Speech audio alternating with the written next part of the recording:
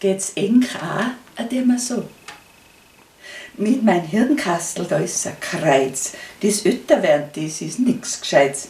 A dem geh ich ganz flink an den Keller. Halt, jetzt weiß ich nicht mehr, was ich wollt. Wenn ich dann oben bin, fällt's mir ein, ah ja, ich brauch eine Flasche Wein. Ein anderes Mal geh ich in die Speis. Ich such und schauk und geh im Kreis. Was wollte ich denn? Was konnte das sein? Es fällt mir einfach nicht mehr ein.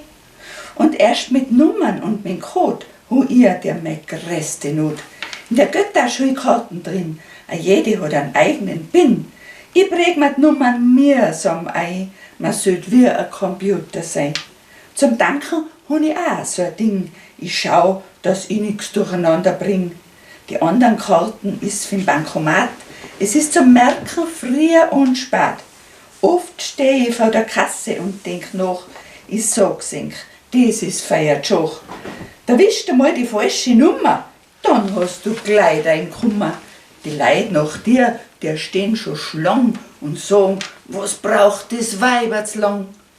Möcht ich mein Handy rufen geht das Kreuz schon wieder PIN eingeben und Nummer wählen, richtig tippen, nicht verzöhnen. Möcht ich von Sparbuch was beheben, muss ich das Passwort schnell angeben. Das muss ich gleich wissen, sonst kriege ich kein Geld in der elektronischen heutigen Welt. Das 3. Jahrtausend bringt ins euer Hand. Man muss sich halt wissen, die Nummern allesamt. Beim Radl das Geschloss, das hat auch noch 4 Zahlen. Die muss ich alle wissen, das kannst du ausmalen. Dann gibt's noch Geburtstag von mehreren Leuten. Die muss ich alle wissen, sonst haben sie keine Freude. Na, was man sich alles merken sollte, es ist ein Kreuz auf der Welt. Mir brummt der Kopf, mir surmt das Hirn, ich hu schon Falten auf der Stirn. Wie heißt mein Passwort gleich? Ich denk schon nach, mir fällt's schon ein. Geht's eng auch dem so? Sag's ja.